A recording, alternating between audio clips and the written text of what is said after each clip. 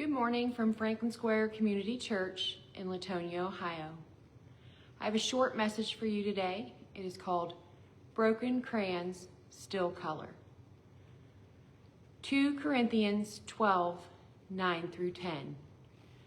But he said to me, "My grace is sufficient for you, for my power is made perfect in weakness.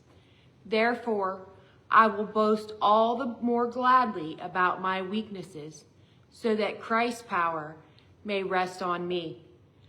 That is why, for Christ's sake, I delight in weaknesses, in insults, in hardships, in persecutions, in difficulties. For when I am weak, then I am strong." Every parent has experienced the frustration of opening a box of crayons only to find most of them broken in half.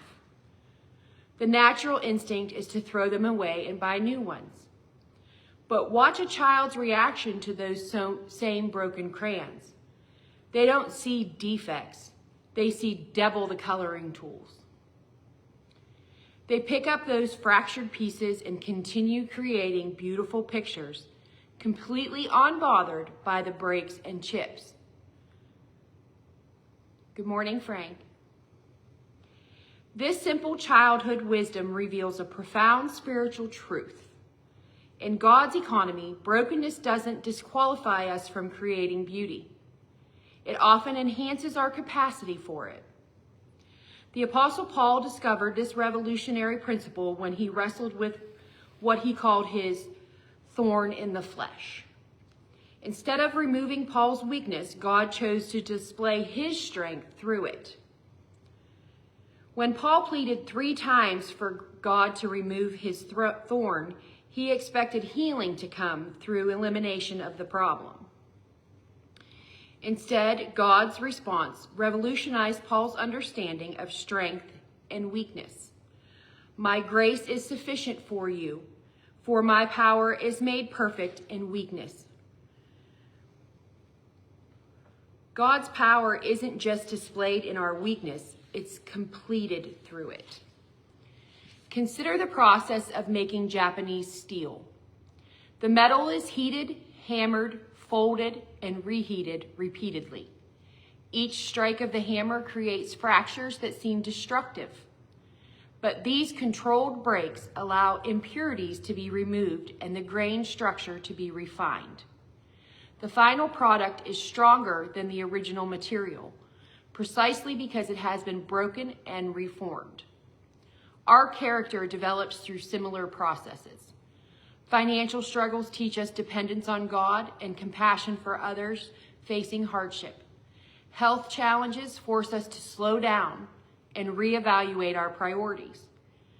Relationship failures humble us and make us more gracious towards others' imperfections.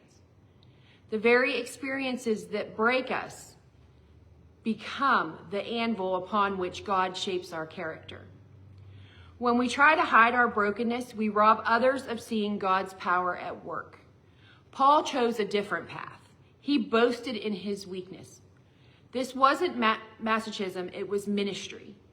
His vulnerability created space for others to bring their own broken pieces to God.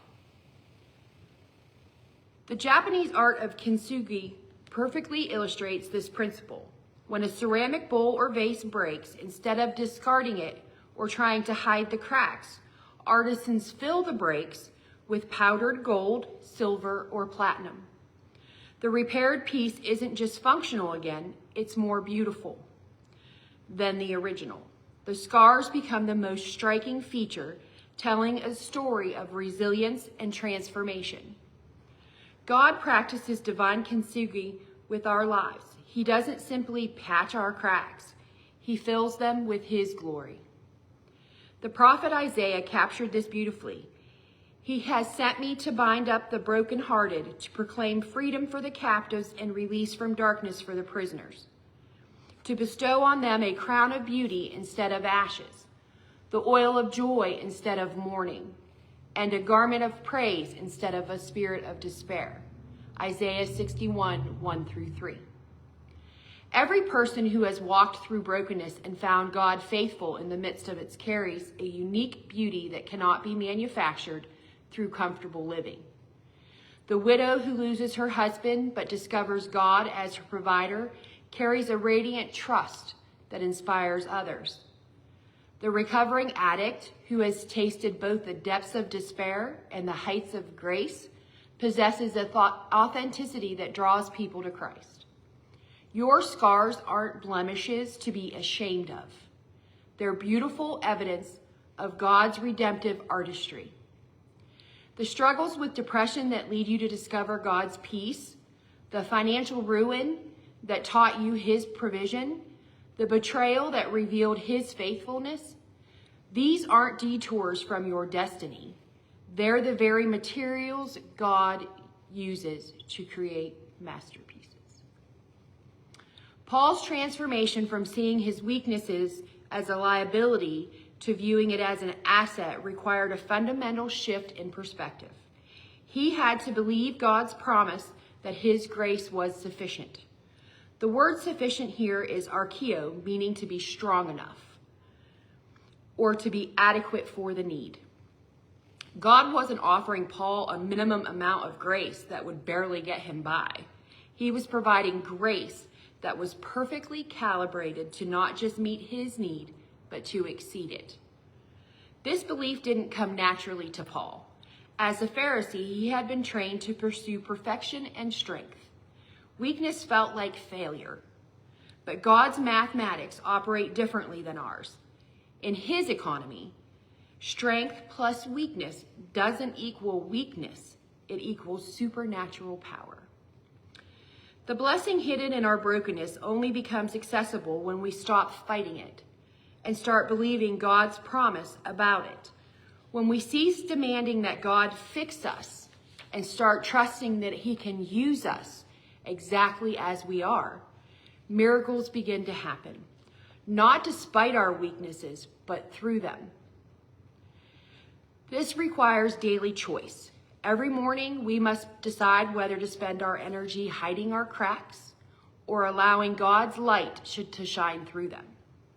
We must choose between the exhausting work of maintaining facades or the deliberate work of authentic vulnerability. You may feel like a broken crayon today, fractured, damaged, and ready for the trash bin. Perhaps you've been discounted by others who see only your breaks and chips. But remember this eternal truth. Broken crayons still color. In the hands of the master artist, your brokenness becomes a testimony of his grace. Your scars become sacred, and your story becomes a symphony of hope for others walking through their own darkness. Don't hide your broken places. Don't apologize for your weaknesses. Instead, offer them to God as raw materials for his masterpiece. The world doesn't need another perfect person.